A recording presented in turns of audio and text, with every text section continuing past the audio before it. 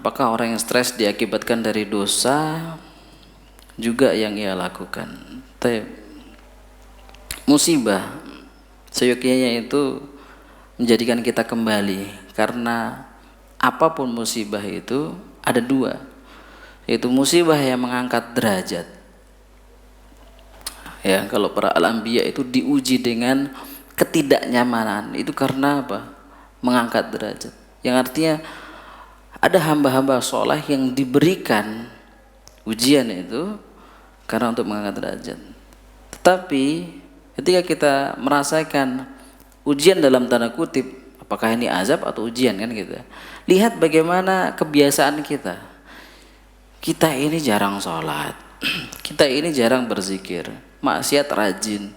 Ketika kita ditimpa kesusahan, kita mengatakan ujian itu nggak pantas. Jadi mudah melihatnya. Maka lihat apakah yang orang misalkan terkena stres ini, bagaimana kehidupannya. Walaupun kita tidak melihat orang yang hebat itu, tuba liman saqalahu aibahu, orang yang hebat itu melihat aibnya sendiri. Artinya kalau ini yang bertanya tentang apakah stres diakibatkan dari dosa yang ia lakukan, naam, bisa jadi iya. Karena ini stres ini penyakit, diakibatkan dari pikiran, depresi, stres. Apa yang membuat dia stres? Pertama, ketika hilangnya ketenangan dari diri dia. Nah, kemudian dicari lagi sebabnya, kenapa ketenangan itu hilang dari dia. Tidak akan kita temukan orang yang rajin sholat, baca Quran, kemudian stres. Ini aneh. Kecuali kalau berbeda dengan stres yang ada mungkin orang yang jatuh kemudian sampai dia hilang akal. Ada orang yang punya penyakit stroke sampai otaknya dibelah, kemudian dia tidak bisa seperti orang biasa, kemudian dia mengigau, mengucapkan itu. Tapi ini stres karena pikiran. Maka ikhwatul iman, ini adalah stres.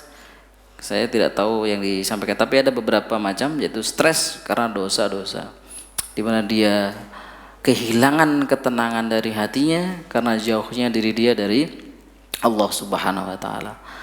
Semakin dia mengikuti hawa nafsu, ikhwatul iman, maka mudah bagi orang itu untuk stres. Kenapa? Pertama, rasa penghambaan terhadap apa yang dia miliki.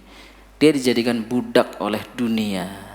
Misalkan dia senang dengan kalau perempuan tas, misalkan dia beli tas mahal, dia sayang, dia senang dengan tas itu, hilang, itu bisa stres.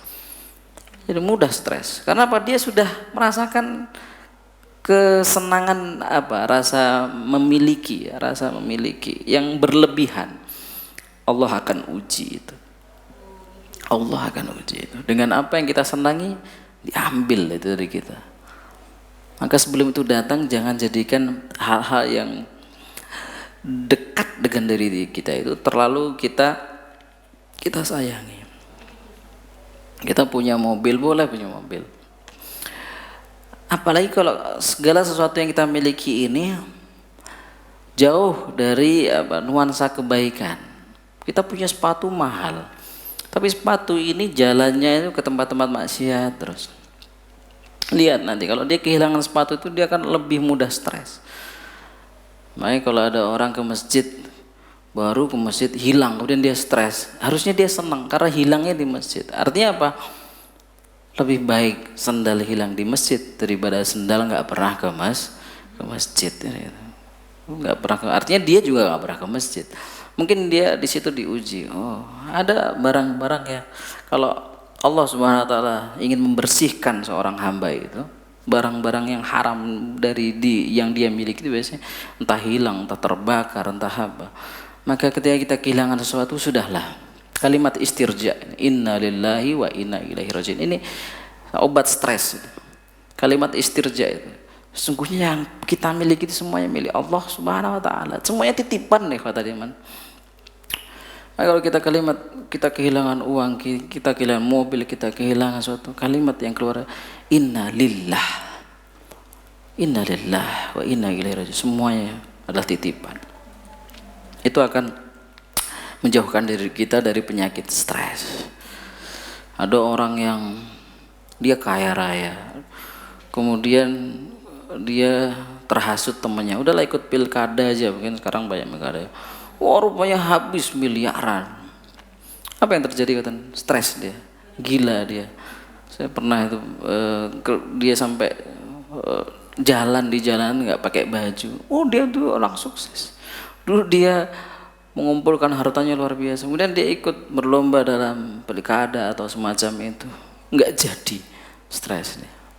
Maka ikhwatul iman, segala sesuatu yang berkaitan dengan syahwat, yang mana syahwat yang buruk itu akan gampang membuat orang itu stres. Ini hukuman dari Allah Subhanahu wa taala.